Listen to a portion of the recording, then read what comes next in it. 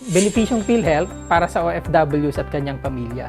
Binubuo ng mga lalawigan ng Cavite, Laguna at Quezon. Ito ay may kabuuang 4,270,527 miyembro sa buong rehiyon, kung saan 393,539 dito ay mga migrant workers.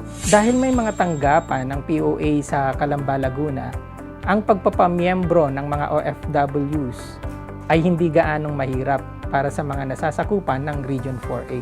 Hindi din mawawala sa mga proyekto ng Pro4A ang mga isinasagawang Migrant Workers Forum upang bigyan ng impormasyon ang mga OFW members ukol sa kanilang mga benepisyo at mga pagbabago sa PhilHealth.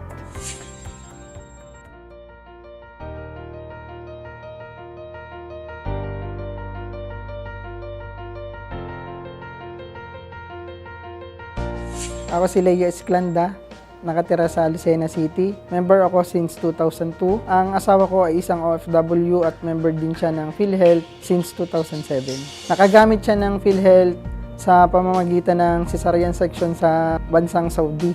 Pinili niya doon manganak kasi pwede din siya maka-avail doon ng PhilHealth kahit sa ibang bansa. Naka-avail siya ng 19,000 doon sa case rate. Nung nanganak siya doon, hindi kami nahirapang makapag-provide ng mga documents na kailangan sa PhilHealth kasi alam na nila kung ano yung mga ibibigay sa amin.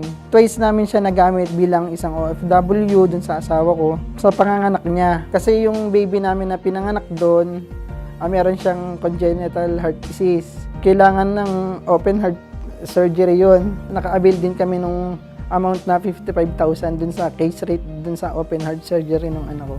Malaking bagay yun para sa katulad namin na miyembro ng PhilHealth. Ako po si Mary Grace La Rosa, nakatira sa Lucena City, IAM. Naka-avail ako ng PhilHealth simula nung manganak ako. Ang naging panganganak ko is cesarean section. After 6 months na nandun ako sa US, nung umuwi ako ng Pilipinas, nag-file agad ako ng direct filing sa PhilHealth. Na-avail ko na din agad yung package na binibigay ng PhilHealth para sa mga cesarean section. Malaki ang naitulong sa akin noon.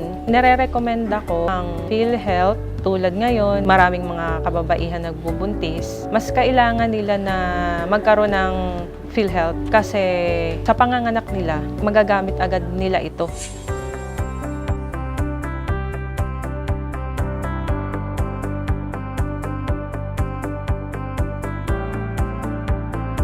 Ako po si Lucita Bustamante, nakatira sa Pleasantville, Phase 1, 3rd Street. Ang sakit po ng aking apo ay pneumonia, tapos infection po sa dugo. Ang member po ng PhilHealth ay ang aking manugang na si Valerie. Sa kasalukuyan ay nasa Qatar. Marami po naitulong sa amin ng PhilHealth kasi kagaya po namin mahirap, hindi po namin kayang gumastos ng malaki. Sa mahihirap ay yun ay napakalaki na pong tulong sa amin. Ang PhilHealth po talaga ay nakakatulong sa taong nangangailangan.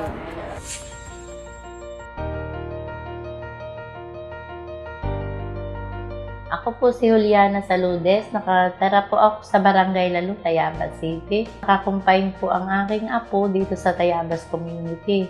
Malaking tulong po sa amin ang PhilHealth dahil kung hindi po sa kanya, hindi po kami makakapagpagamot ng aking apo dahil kulang po kami sa pera. Ang member po ng PhilHealth na ito ay ang aking pong anak. Nagtatrabaho po siya sa Abu Dhabi bilang isang DH worker. Yung pong mga hindi member ng PhilHealth ay mag-member na po kayo dahil po malaking tulong po. Sa katulad po nung ang hanap buhay ay sapat lamang, ay mura po naman ang hulog kada buwan.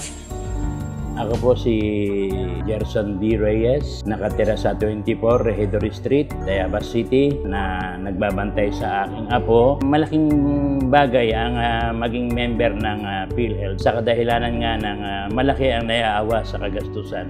Kaya nga nire-recommend ako sa mga manggagawa o yung mga iba pa na huwag nilang aksayahin ang karapatang ito sapagkat ito isang benepisyo na ino-offer sa atin ng gobyerno. Nagpapasalamat ako kasi naka-avail sa panganganak yung asawa ko. Tsaka yun sa operation ng baby ko, nagpapasalamat din ako kasi malaki ang naitulong ng PhilHealth dun sa kagastusin para sa amin. Nagpapasalamat ako na tulad ko, naka-avail ako nung sa panganganak ko. Malaki ang naging tulong nito sa pangangailangan ng baby ko. Nagpapasalamat po ako sa PhilHealth. Mas malaki po ang naitulong sa amin ng PhilHealth. Nagpapasalamat po ako sa PhilHealth. Malaking tulong po sa aming pamilya. Isang bagay na aking ipinasasalamat baka sa paghina ng katawan ko at saka yung aking asawa, ay siguradong mayroon akong sasandigan. Laking pakinabang para sa amin ang naging miyembro ng PhilHealth.